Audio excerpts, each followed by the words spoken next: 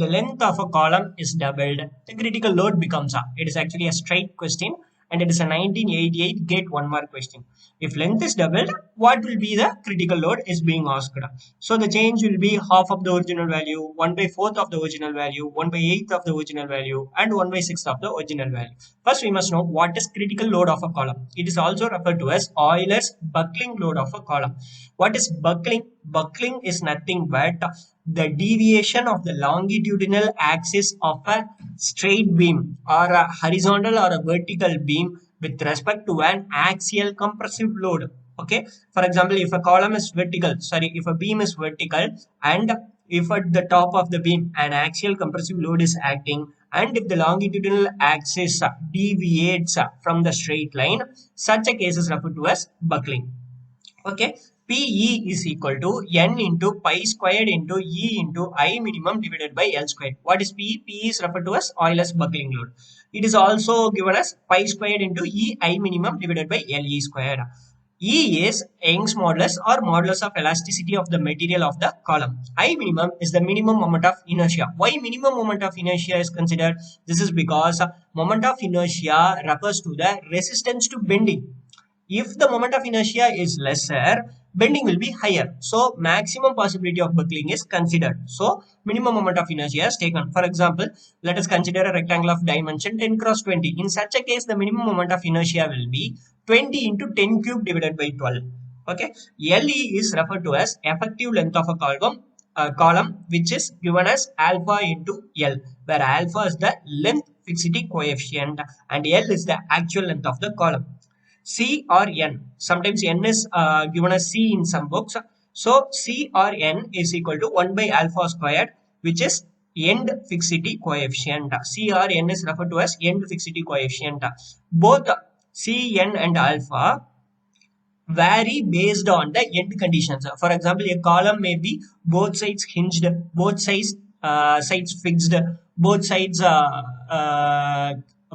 fixed or clamped, both sides hinged, fixed and hinged, fixed and free. So it will be varying for each conditions, end conditions.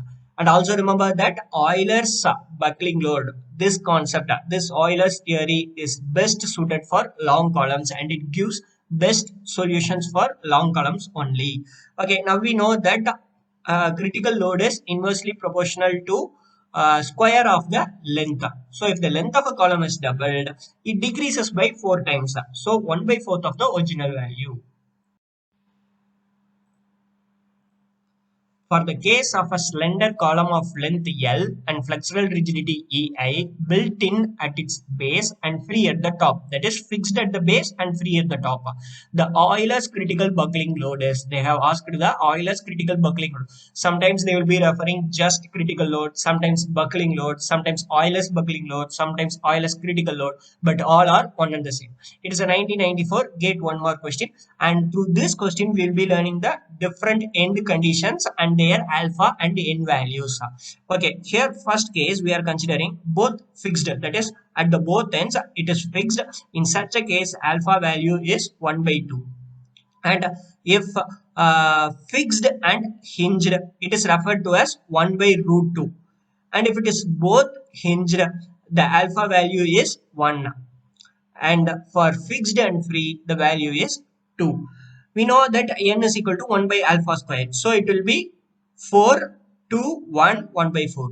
Remember the order, both fixed, fixed hinged, both hinged, fixed free, and remember the value, because this value and the formula in the previous question are sufficient to solve maximum of the Euler's critical buckling load problems. Okay, so they have given the condition of built in at its base and free at the top. So fixed free, in such a case alpha is 2 and n is 1 by 4. We know that n into pi squared into E I minimum divided by L square. So 1 by 4 into pi squared E I minimum divided by L square. So pi squared E I by 4L squared is the answer. A pin-ended column of length L, modulus of elasticity E, and second moment of the cross-sectional area I is loaded concentrically by a compressive load P. The critical buckling load PCR is given by, they have asked the critical buckling load, and it's a 2006 one mark question, gate 1 mark question. As I said earlier, just the formula and the end conditions are sufficient to solve maximum number of questions. Here they have given a pin-ended column. Pin-ended means a hinge joint is also referred to as pin joint or hinge joint. So pin-ended column means both sides hinged. So for pin-ended, it is both hinged condition. So alpha is 1 and n is 1. If n is 1, then it will be pi square ei minimum divided by L squared. So D is the right answer. The rod PQ of length L and with flexural rigidity EI is hinged at both ends. For what minimum force F is it expected to buckle? They are asking the minimum force F at which the column is expected to buckle. It is a 2008 gate 2 mark question, and the options are given below and the arrangement is as shown. Just by seeing the arrangement, we may think that the component of F, that is F cos 45 degree, will be the load in this column. But actually, due to this F, in this roller support, we will be having a reaction, vertical reaction. That vertical reaction will also contribute to the load here. So let R be the load on the column. In this column, the resulting load, let it be R. Okay. Then R must be less than the critical load. To be safer, also if it is equal to critical load, that will be the minimum force required to buckle. So R is lesser than PE or equal to PE. So R lesser than pi square EI minimum divided by LE square. Okay, this R is due to F, due to this applied force and vertical reaction at Q due to F. So F and the vertical reaction at roller support both contribute for the load R, which is the load in the column. So we are to determine that load. So we are taking moment at P. Summation of moment at P is equal to 0, static equilibrium equation. So we will be getting RV, that vertical reaction, RV into PQ is the length. So PQ cos 45 degree will be the horizontal, that is perpendicular distance. So RV into PQ cos 45 degree minus F into PQ sin 45 degree. So we will be getting RV is equal to F because cos 45 degree is equal to sin 45 degree. Here you can see RV and F. So F PQ into F sin 45 degree, RV into PQ cos 45 degree. So you will be getting the summation of MP is equal to 0. We will be getting RV is equal to F. Okay, now we need to determine the load in the column, which is given as F cos 45 degree plus that vertical reactions component of which is RV cos 45 degree. See, here also the angle will be 45 degree because this angle is 45 degree and eventually this angle will be 45 degree. So if it is 45 degree, since it is totally 90 degree, here you will be getting 45 degree. So RV cos 45 degree plus F cos 45 degrees are, so we will be getting 2F cos 45 degree because RV is equal to F. So 2F cos 45 degree. Cos 45 degree is 1 by root 2. So root 2F is the load acting in this column. It can also be determined in other way, like let us consider R be the load on the column, the same first step, and R is resolved into vertical reaction and horizontal reaction. Horizontal reaction is given as RH. We know that F is in this direction. RH is given as R cos 45 degrees RH. So R cos 45 degree is equal to F. So it will be F by cos 45 degree. So root 2 F is R. It is another simple way of finding the load in the column. So we are finally getting the load in the column, which we will be substituting root 2 F instead of R. So F must be less than pi squared I minimum divided by root 2 LE squared. So the minimum forces R is equal to pi squared EI minimum divided by root 2 LE squared. This condition is to prevent buckling. That is, R must be less than PE is to prevent buckling. So to cause buckling, the minimum load is R is equal to PE. Okay, remember that. So eventually the answer is pi squared EI by root 2 L squared.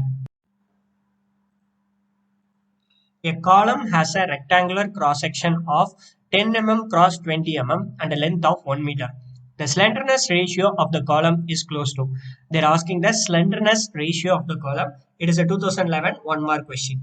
First of all, what is slenderness ratio? It is defined as the ratio of effective length of the column to the minimum radius of gyration of the column. Okay, S is equal to LE by K. Okay, LE is effective length of column and K is the minimum radius of gyration of the column. Remember, K is also used for stiffness. Here it is used for minimum radius of gyration of the column. What is radius of gyration? We know that radius of gyration is equal to root of I by A. Here it is minimum radius of gyration. So it is root of I minimum divided by area. I have already said why we are considering minimum moment of inertia.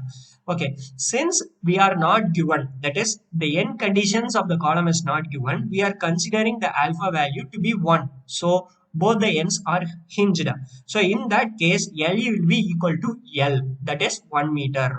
So we are having I minimum as 20 into 10 cube by 12. If you put 10 into 20 cube by 12, it will be maximum. So we are considering the minimum moment of inertia, which is 20 into 10 cube by 12. And area, as we know, 10 into 20. And the length is, since alpha is 1, effective length also will be equal to the actual length of the column. So it is 1000 millimeter. Substituting these values, we will be getting the slenderness ratio to be 346. Depending on the slenderness ratio, columns are classified into short column, long column, and intermediate columns. Okay. Also, if the slenderness value is 0, so slenderness ratio value is equal to 0, in such a case, it doesn't mean that length of the column is 0. It means the whole length of the column is completely fixed. That is, there is no possibility of buckling. It is completely clamped in, that is built in, that is fixed, that is encasted. In such a case, the slenderness ratio will be 0. Just remember this point. But this is enough to solve this particular question. For a long slender column of uniform cross section, the ratio of critical buckling load for the case with both ends clamped to the case with both ends hinged is, we know that the alpha and n values only will be changing in the case of change in end conditions. Otherwise, the formula remains the same. That is, PE is equal to N into pi squared into EI minimum divided by L squared. Here you can see that the length remains constant, pi squared is a constant, E is a constant, I minimum for a particular cross section, it will be constant. Only the N value will be changing. Okay, for a long slender column, they have fixed the cross section and they are asking the ratio of P, that is PCR or P, critical buckling load, for both ends clamped to both ends hinged. It is a 2012 GATE 1 mark question. It is a simple 1 mark question. For both ends fixed, we know that n is equal to 4. For both ends hinged, we know that n is equal to 1. So just by doing these two values, we can say that the ratio is 4. So 4 is the answer. Consider as steel Young's modulus E is equal to 200 gigapascal column hinged on both the sides. Consider a steel column hinged on both sides, which means both ends hinged or pin end conditions. Its height is 1 meter, which means it refers to the length. Since it is vertical, they are saying it as height. It is also equal to the length, and cross section is 10 mm cross 20 mm. The lowest Euler critical buckling load. They are asking the minimum critical buckling load. We know that PE minimum is equal to pi square EI min divided by L square. Instead of N for BH, that is both ends hinged, N is 1. So just by substituting E value, which is 200 gigapascal, 200 into 10 power 3. In terms of mm, I am substituting. I minimum in terms of mm, 20 into 10 cube divided by 12. And L in terms of mm, 1 meter. So it is 1000 square. So you will be getting PE minimum in terms of Newton, which is 3289.868. It is a 2015 set 1 GATE 1 mark question. You can see these are so simple. Just by knowing the end conditions and the first formula, most of the questions can be answered. An initially stress-free, massless elastic beam of length L and circular cross-section with diameter D very smaller than L, is held fixed between two walls as shown. So you can understand that it is a completely restricted expansion in one direction from the diagram. The beam material has Young's modulus E and coefficient of thermal expansion alpha. If the beam is slowly and uniformly heated, there is no linear increase or non-linear increase. It is uniformly heated.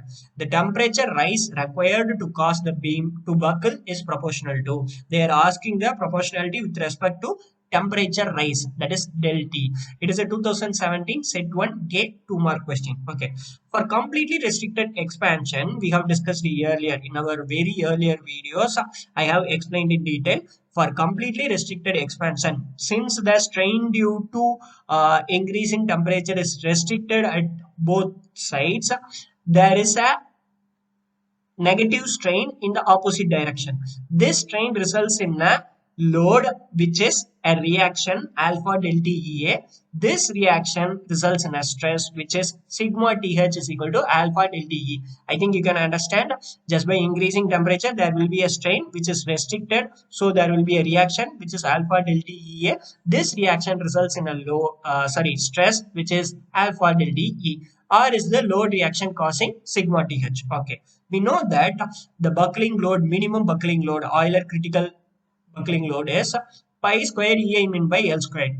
Here there will be N. Since it is fixed on both ends, N value comes out to be 4 for both fixed. So 4 into pi square EI min by L squared. Thus, to buckle, the reaction must be equal to the Euler buckling load, minimum load. So R is equal to PE minimum. Alpha delta EA is equal to 4 pi square EI min by L square. So just by neglecting the constants, like E and E gets cancelled out, and we are moving the constants down, we will be getting del T directly proportional to I minimum by A. Here also we are having constants pi by 64 and pi by 4. D power 4 by D squared are the variables. So in such a case, it is clear that D squared is the proportionality with respect to rise in temperature. So rise in temperature is directly proportional to square of the diameter. So B is the right answer.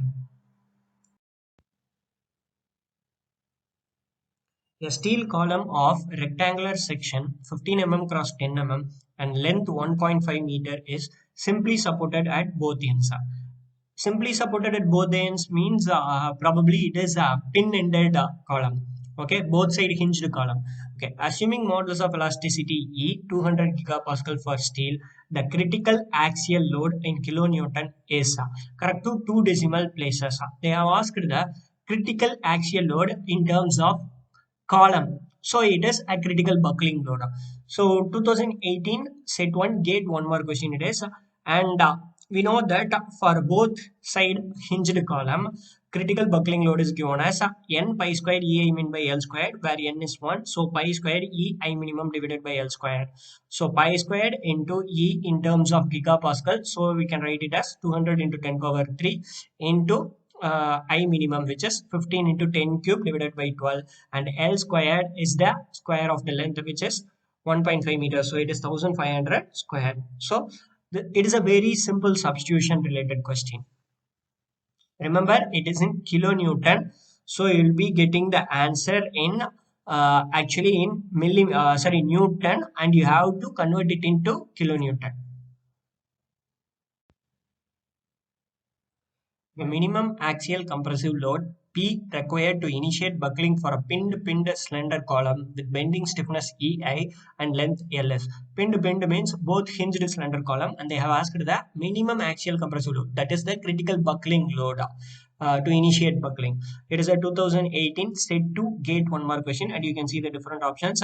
We have dealt and we have seen in many previous questions that for a both hinged condition n is equal to 1.